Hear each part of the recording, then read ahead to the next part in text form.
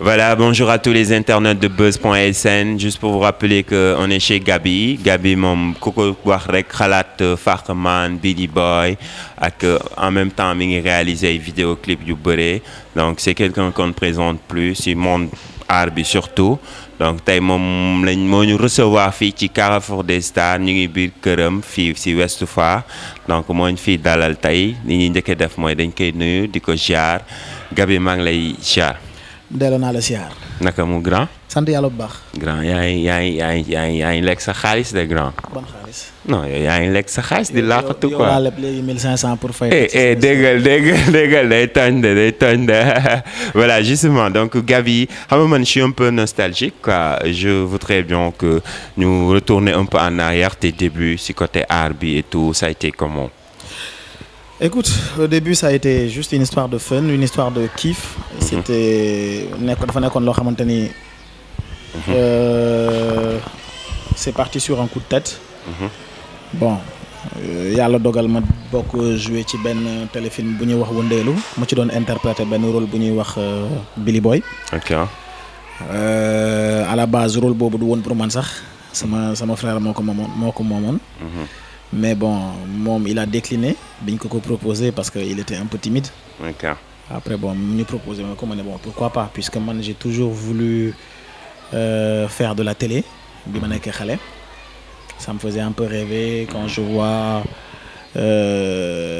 yenn acteurs yi ci télé bi tels que Steven Seagal, tels que Wesley Snipes et tout ça, tu vois, c'était des références. Ok. Ay Samuel Lee Jackson boo ñëwee Sénégal gis ñoom Lamine Ndiaye ñoom Joséphine Zambo. xam nga gis ay ñoom Mor Ba des comédiens comme ça. Ça faisait rêver bi ñu nekk xale donc j'ai dit pourquoi pas, c'est ce que j'ai toujours voulu faire. Donc voilà, on a fait quelques tests. Et tout, gars yi ne bon xam naa kii c'est un acteur potentiel quoi. Okay. Donc c'est partir de là. Okay. Donc voilà, on m'a donné le scénario, j'ai répété, j'ai un peu assimilé. Et tout ça, tournage bignon, ça s'est bien passé, alhamdoulilah. Ok. Voilà, tantôt tu as eu à parler de Billy Boy, il y a également Farkman et tout. Ouais. Donc Billy Boy, tu étais plus jeune, bon, je peux même dire que tu étais mon môme quoi. Voilà, donc Billy Boy, gis nañ nga joué fa benn rôle côté drogue la woon. Ça parlait de la drogue et tout. Et xale nga woon et tout. Donc est-ce que c'était pas compliqué parce que déjà ba nga gën a nekk boy ak school bi ak tes parents ak aussi les Sénégalais ont aussi une réalité mooy que ni boobu buñ la gisee ci télé bi rek nga joué benn affaire yi ñu foog ne sax réellement noonu nga mel et tout. Est-ce que c'était pas compliqué vu rôle yi nga fa jot a joué Billy Boy Farkman aussi c'est presque la même chose et tout. Donc est-ce que c'est top la affaire boobu noonu après. Écoute yàlla baax na ba topp ma parce que xam nga lu am solo ci àdduna mooy éducation. Ok. te dafa am ñoo xamante ni dañ leen di dëkkal fenn ci boo leen xoolee rek en apparence. Si. Nit yaakaar naa ni si tu as un peu de jugeote bu fekkente ni da ngay xalaat tuuti am nga seetlu tuuti. sa moromu nit bu ñëwee wax ak yow. à peu près. ci dans les premiers propos war nga mën a xam à peu près ban nit la. yàlla suturaal ma ba. du ma jàkkaarloog nit wax ak moom. wala jëflante ak moom ba mu nekk kii bandi la. wala ba mu nekk kii amul yar. et cetera.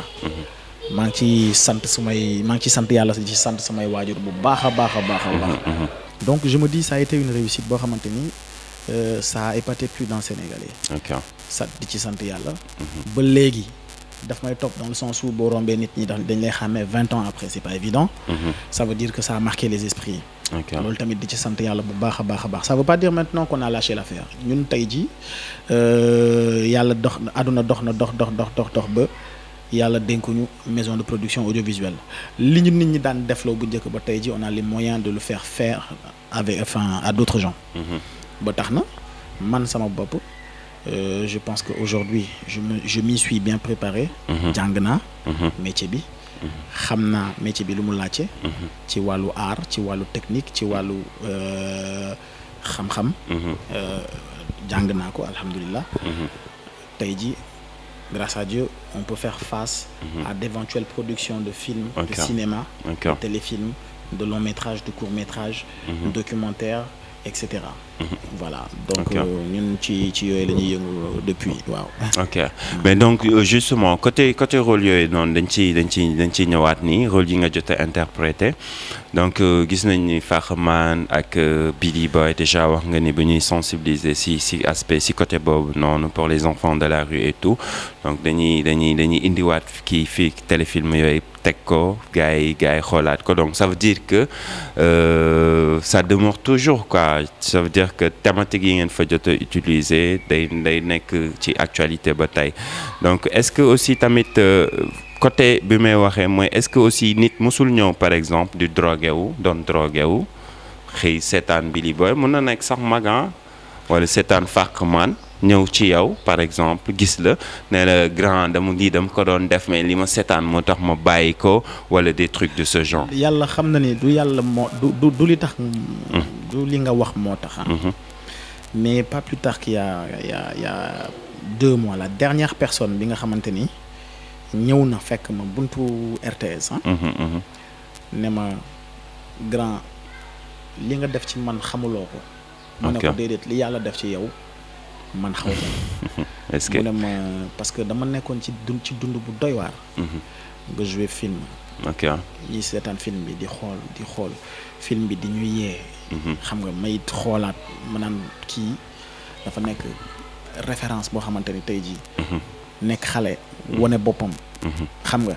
ci jom ak fulla. nee na li mu doon def yëpp mu bàyyi ko. nekkoon nit ku doy waar nag. koo xamante nit ñi dañ ko ragaloon nekk xam nga nekk ay genre agresseur yooyu noonu xam nga. léegi mu dem ba bàyyi loolu grâce au film qu'il a regardé. maanaam Billy Boy Fakman. mu jël décision moom d'œuvrer dans ça. C'est-à-dire pour la réinsertion de ces gens-là dans la société tu vois. moom day léegi liggéeyam tey day récupérer ay boy Fakman. tu vois encadrer leen. ay financement ay budget tout ça pour pouvoir les prendre en charge. C'est bien. Et puis jëm leen xam nga yóbbu école pour qu'ils soient instruits. donc loolu noonu j'ai eu ce genre de tu vois on m'a interpellé sur ce sujet-là plusieurs fois.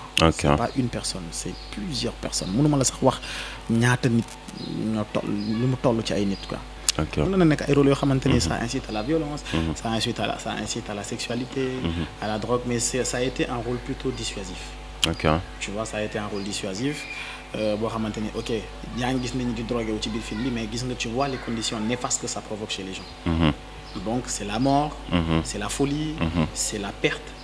tu vois c'est la prison etc. donc ça gangrène énormément la société. C'est vrai. Donc beaucoup de gens ont suivi l'exemple, beaucoup de gens ont perçu le message, et beaucoup de gens ont su tirer la leçon de ces différents téléfilms. Voilà. Ok, justement. Donc les téléfilms auparavant, Fakman, Billy Boy, donc t'étais un môme quoi, c'était le bas âge et tout. Donc avec les études, c'était comment? C'était pas aussi compliqué avec les études quoi? Non, tu sais quand on est jeune, on n'a pas forcément conscience de tout ce qui nous entoure, tu vois, de l'impact que cela pouvait avoir dans ma vie. Bon, c'est vrai que ça a un peu perturbé mes études, mais non. Parce que t'es devenu une superstar quoi, dès le bas âge quoi. Non, traversé Billy Boy Billy Boy donc déjà. Non, dama nekkoon rek nit koo xamante ni nit ñi apprécié nañ ko à travers des rôles qu'il a interprétés. C'est tout. Donc c'était pas moi, mais c'était plutôt le personnage que les gens ont apprécié.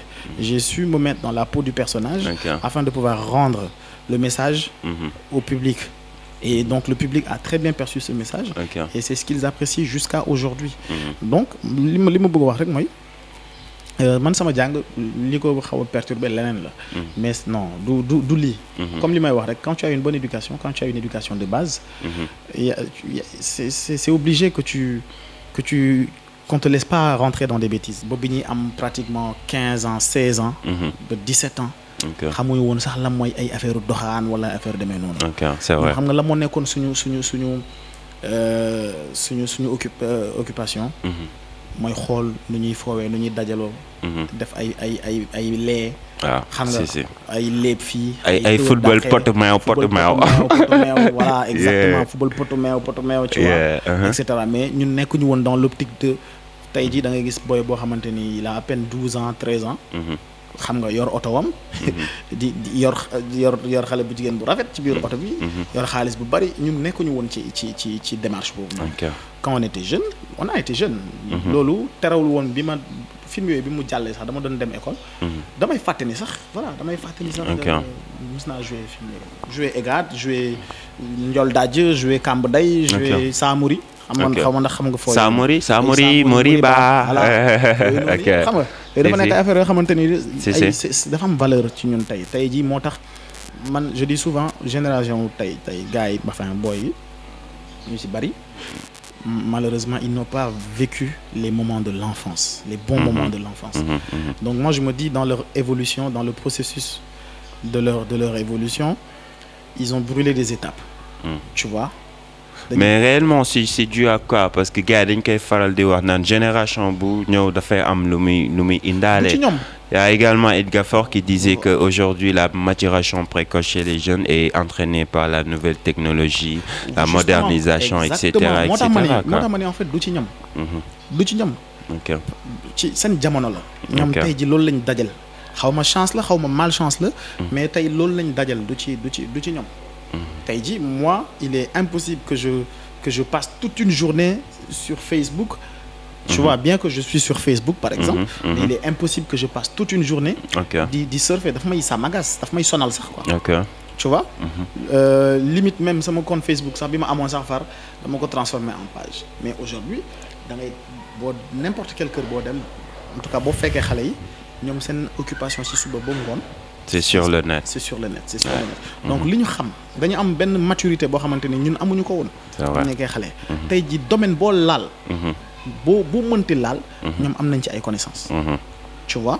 domaine boo mënti laal am nañ ci ay connaissances donc ça veut dire comme je dis xaw ma ndax malchance la xaw ma ndax chance la. mais loolu ñoom loolu la ñu dajal jamono jooju la ñu tollool ñun nag suñu jamono xamuñu woon luy internet xamuñu woon luy téléphone portable tu vois. Aujourd'hui, dans ton petit téléphone, tu as le monde entier dans ce téléphone. Li xew ci àdduna bi à la minute qui suit, tu es au courant. Tu vois, tu es au parfum de tout. Tu es cultivé. Lépp loo xamul ci yow la des. Lu la jaaxal nga tapé Wikipédia wala Google. Tu vois, ça te le sort. Donc je veux dire, moo tax ma ni quelque part chance la pour ñoom, autre part aussi peut-être. Il y a des inconvénients. Parce que moi je me dis aujourd'hui la technologie tue l'affection. La technologie tue l'amour. tey jii boo doon namm bu njëkk ba da nga daan jël temps mën nga toog 2 jours di bind benn lettre. jamonoy lettre. sa passe ñaan benn 200 300 jël car rapide mbaa bus tu vois. car rapide xam nga mbaa bus.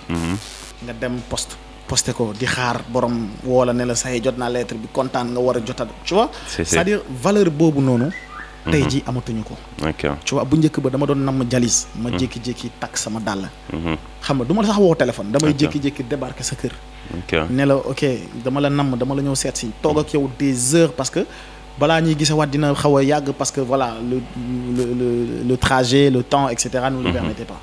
mais aujourd'hui kenn namatul kenn. bu ñu toogoon 5 ans gisewuñu bu ñu gisee wante ci Facebook wala affaire day mel ni démb la ñoo toogoon. Tu vois?